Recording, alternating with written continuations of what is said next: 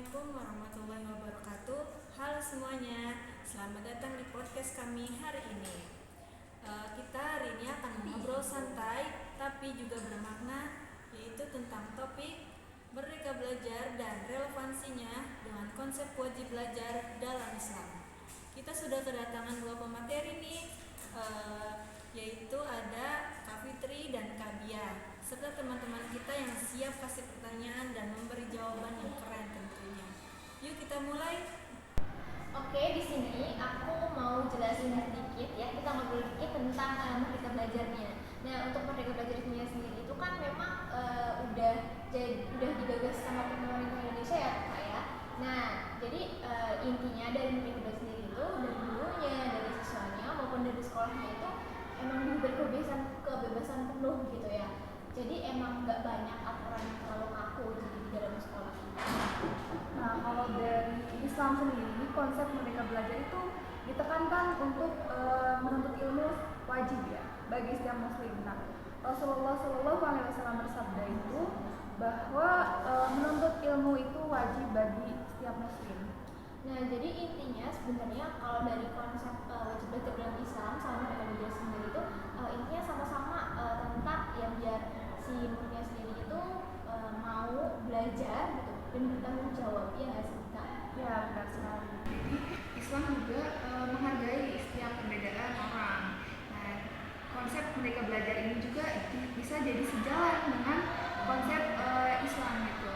Jadi akan sesuai dengan tujuan dari Merdeka Belajar itu sendiri. Aku penasaran nih, bagaimana pandangan Islam dalam sistem belajar yang fleksibel seperti Merdeka Belajar?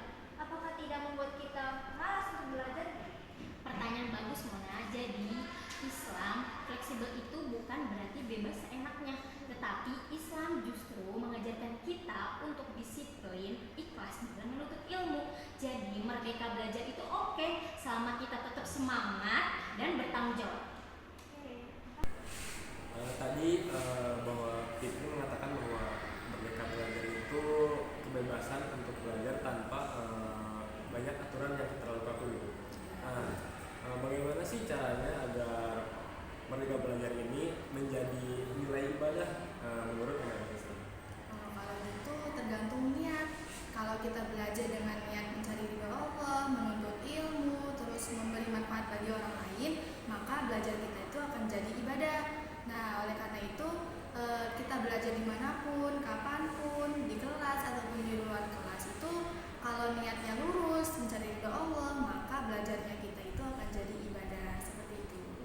Jadi harus niat kita ya, niat bagus. Jadi nanti belajar juga bagus. Iya, jadi nilai ibadah.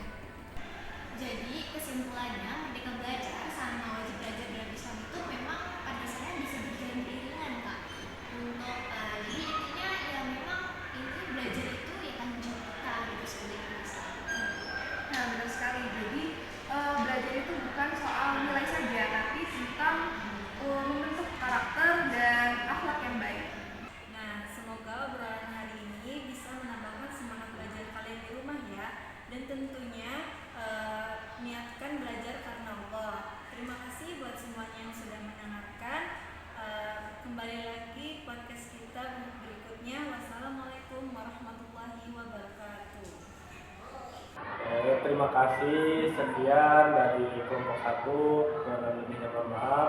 Wassalamualaikum